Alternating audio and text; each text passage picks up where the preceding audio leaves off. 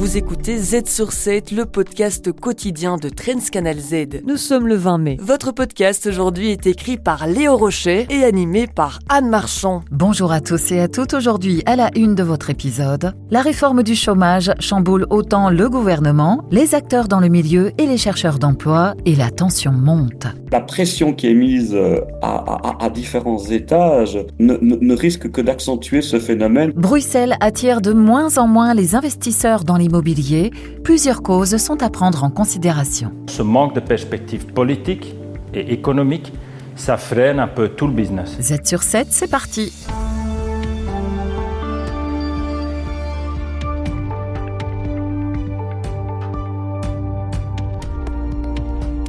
Z sur 7, à la une.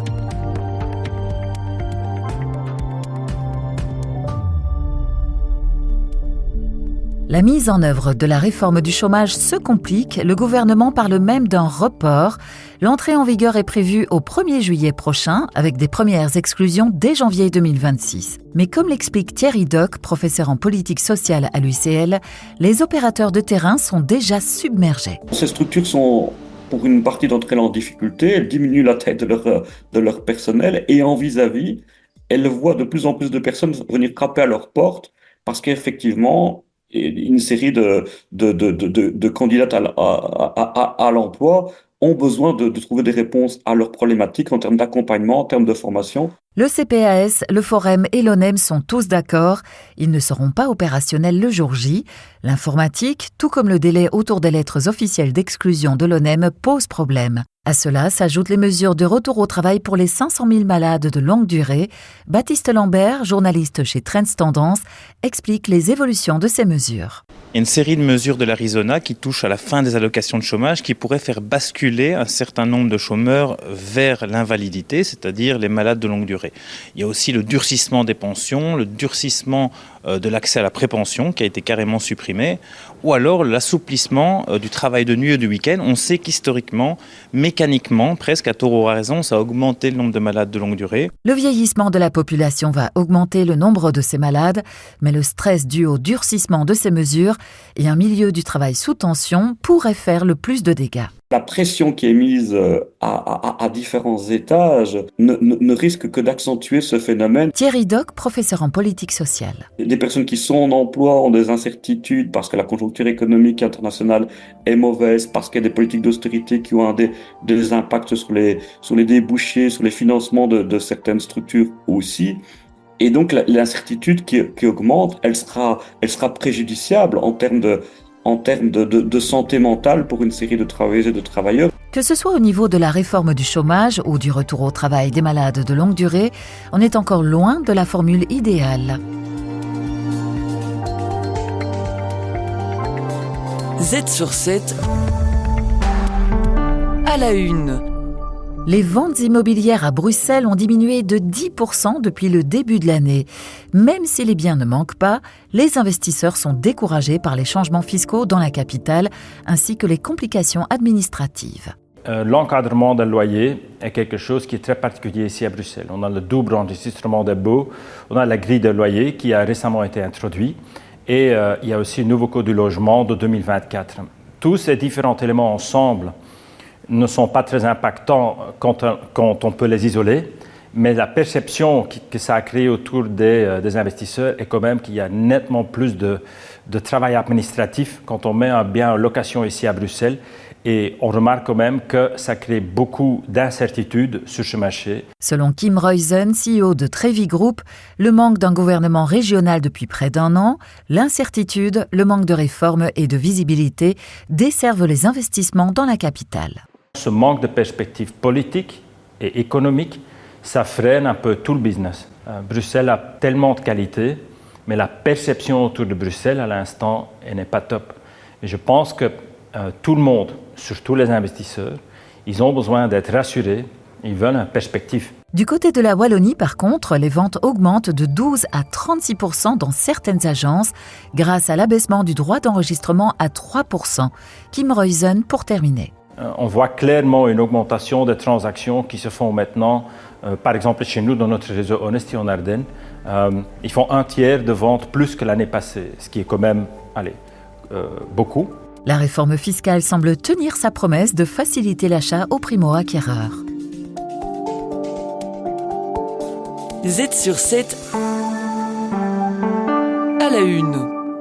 Les nouvelles prévisions de printemps de la Commission européenne présentent une économie de la zone euro qui résiste mieux que prévu aux incertitudes du commerce mondial. Valdis Dombrovskis, le commissaire européen aux affaires économiques, explique ses prévisions. L'économie de l'UE résiste malgré les situations difficiles auxquelles nous avons été confrontés. Nous prévoyons une croissance modérée cette année et une accélération de la croissance l'année prochaine. L'économie devrait croître de 0,9% cette année et atteindre 1,4% en 2026. La croissance de la Belgique serait en dessous de la moyenne, avec une hausse de 0,8% cette année et 0,9% en 2026. La Commission observe une baisse des investissements dans la zone euro. Les prévisions de printemps soulignent la nécessité pour l'UE de prendre des mesures rapides et décisives pour stimuler la compétitivité et garantir la prospérité. L'inflation européenne descend plus rapidement que prévu et pourrait d'ici 2026 descendre sous la barre des 2% fixée par la Banque centrale européenne. Z sur 7, la tech au quotidien. Notre collègue Christophe Charlot de Trends Canal Z épingle une idée technologique qui boostera votre productivité.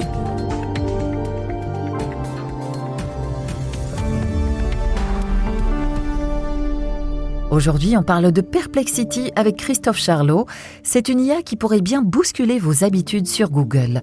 Alors Perplexity, c'est une intelligence artificielle, mais pourquoi venir nous en parler aujourd'hui ? Alors Perplexity, c'est un moteur de recherche nouvelle génération qui est né en 2022, au moment où on a commencé à connaître ChatGPT, et il faut dire que Perplexity fait de plus en plus parler de lui, et en une semaine, il vient de s'associer au journal Le Monde pour être leur futur moteur de recherche, et à PayPal, notamment le géant du paiement en ligne. En gros, ce moteur qui n'est pas finalement un moteur de recherche, mais plutôt il se présente comme un moteur de réponse, c'est un peu un croisement entre Google, ChatGPT, Wikipédia. Alors, vous lui posez une question, et il ne se contente pas en fait de vous donner une liste de liens comme Google, il cherche pour vous, il résume ce qu'il trouve, il cite ses sources, voilà. Donc en fait, il vous apporte une réponse claire et documentée à vos interrogations. Comment ça marche et qu'est-ce que ça change dans le travail au quotidien ? Alors Perplexity utilise à la fois un modèle de langage comme celui de ChatGPT que tout le monde connaît bien maintenant, et puis de la recherche en temps réel sur Internet. Quand vous posez une question, donc il reformule, il lance plusieurs requêtes, il consulte les sources les plus pertinentes via un robot, puis il synthétise une réponse et il vous l'apporte. Alors ce qui est quand même intéressant, c'est que tout est sourcé, et que chaque info est cliquable.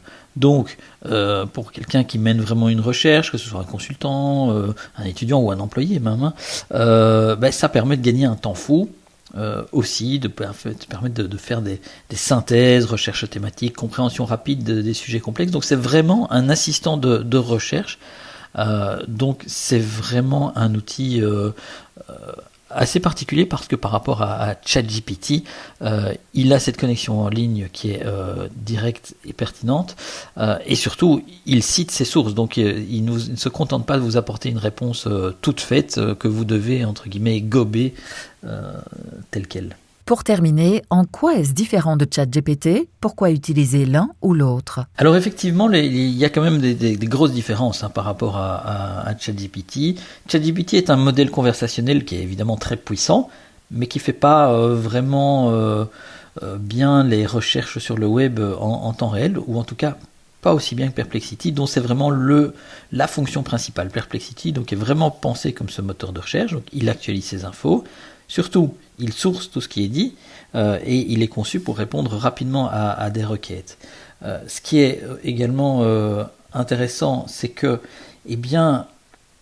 Perplexity va aussi développer de la recherche agentique, c'est-à-dire qu'il va aller beaucoup plus loin que ce que je vous ai expliqué, qui va donc apporter des réponses en citant ses sources, mais il va plus se contenter de chercher quelques éléments. on va vraiment lui confier une mission et il va aller beaucoup plus loin. Donc il va enchaîner plusieurs actions de manière autonome. Donc il va rechercher des sources, résumer des positions et formater le tout pour un usage, pour l'usage demandé. Donc en quelque sorte, il va devenir un stagiaire hyper intelligent, hyper rapide et connecté en permanence. Bref, Perplexity est aujourd'hui une grosse alternative à Google que vous devriez vraiment essayer dès aujourd'hui.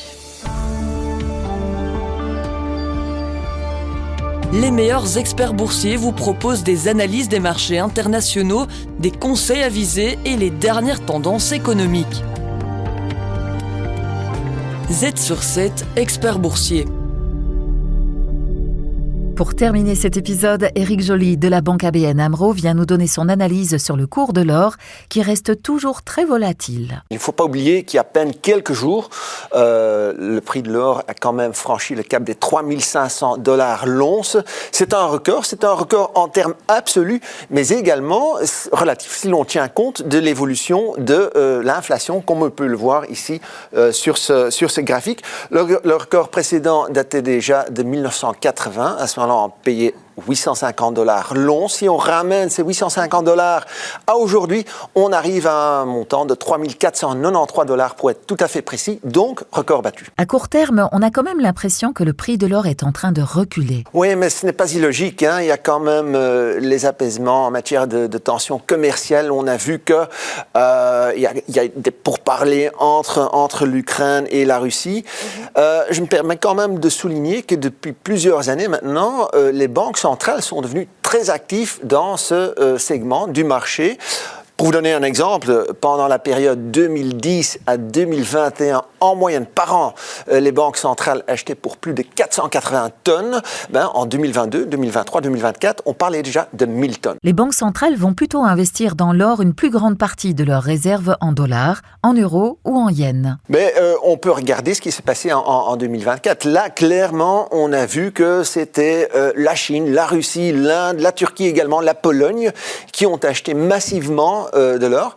Je pense que ces banques centrales craignent et essayent d'éviter à tout prix ce qui est arrivé à la banque centrale russe, dont on a, à partir de 2022, gelé les réserves. Et donc, on constate qu'il y a vraiment une politique de dédollarisation qui a été mise en place par de nombreux pays. Plusieurs pays se distinguent par leurs réserves d'or. Les États-Unis, de loin, sont recordman, donc suivis par l'Allemagne et l'Italie. Maintenant, je tiens à signaler que la Chine est en train de monter en puissance. Pour l'instant, la Chine détient plus ou moins 5% de ses réserves en or.